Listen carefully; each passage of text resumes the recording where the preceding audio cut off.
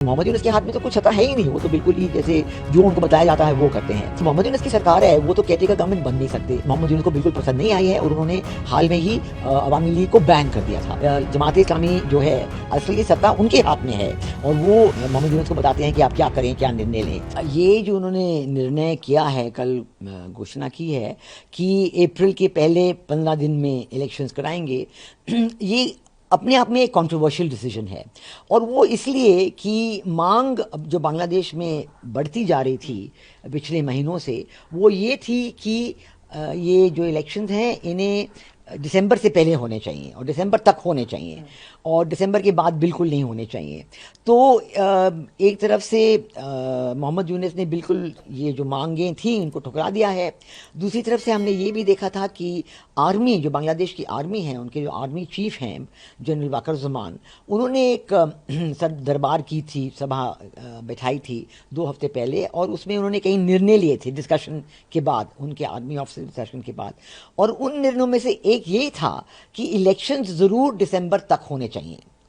और उन्होंने ये भी कहा था कि ये जो रिफॉर्म प्रोसेस है ये तो इलेक्शंस के बाद जो सरकार आएगी, इलेक्टेड पार्लियामेंट आएगी, ये रिफॉर्म्स उनका काम है। ये रिफॉर्म्स मोहम्मद यूनुस की सरकार का काम बिल्कुल है ही नहीं। इनकी एक इंतरिम सरकार है और इंतरिम सरकार का काम सिर्फ ये होता है कि वो इलेक्शंस करवाएं। और दूसरी बात ये देखा जाएगा तो ये जो इंतरिम सरकार है ये एक जो क्वालिफिकेशंस होते हैं कैटेगरी गवर्नमेंट बनने की, इंटरिम सरकार बनाने की, उनमें 2-3 शर्तें ये होती हैं कि नंबर 1 नॉन पार्टी गवर्नमेंट होता है। ये शर्त उन्होंने रखी नहीं है क्योंकि हम देख रहे हैं कि लोग जो हिज़्ब उत-तहरीर के मेंबर हैं वो एडवाइज़र हैं इस सरकार में और इस्लामी आंदोलन बांग्लादेश के लोग इस सरकार में हैं। और हमें सबको, पूरी दुनिया को पता है कि जमात इस्लामी जो है, इस्लामिस्ट पार्टी, वो ही है, असली सत्ता उनके हाथ में है और वो मोहम्मद यूनुस को बताते हैं कि आप क्या करें, क्या निर्णय लें। और मोहम्मद यूनुस के हाथ में तो कुछ सत्ता है ही नहीं। वो तो बिल्कुल ही जैसे जो उनको बताया जाता है वो करते हैं।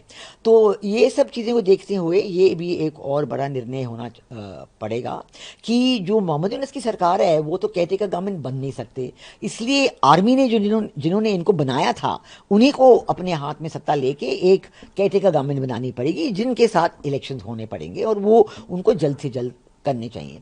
और फाइनल जो बात मैं कहना चाहूँगी इलेक्शंस के बारे में वो ये है कि इलेक्शन जो मांग बांग्लादेश के लोगों में है वो है कि elections free, fair and inclusive होने चाहिए और इसमें अवामी लीग ज़रूर उनका हिस्सा होना चाहिए बिकॉज अवामी लीग बांग्लादेश में सबसे बड़ी पार्टी है। उनमें करीब 40-45% उनका जो वोट बैंक है। और ये वोट बैंक को ध्यान ना देते हुए, जो तो मैं तो ये भी कहूँगी कि ये देखते हुए कि अवामी लीग के वोट बैंक में कोई कमी नहीं आई है इन 7-8 महीनों में, लोग जो हैं अवामी लीग के सपोर्टर्स जो हैं उन्हीं के साथ जुटे हुए हैं। और ये जो बात जो है ये मोहम्मद यूनुस को बिल्कुल पसंद नहीं आई है और उन्होंने हाल में ही अवामी लीग को बैन, उनकी एक्टिविटीज़ को बैन कर दिया था। और ये जो उनका निर्णय था ये बहुत अनपॉपुलर था।